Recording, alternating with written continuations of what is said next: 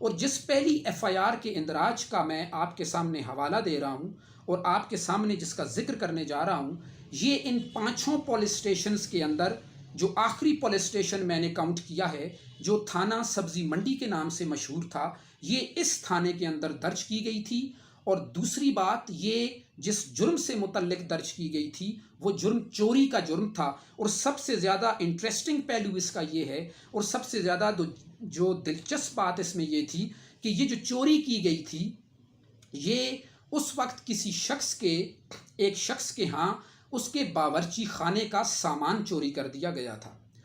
اور اس میں جو باورچی خانے کے سامان میں جو برتن ہوتے ہیں، جو باقی ضروریات کا سامان ہوتا ہے، وہ چوری ہو گیا تھا۔ اور اس چوری کی اطلاع اس سبزی منڈی تھانے میں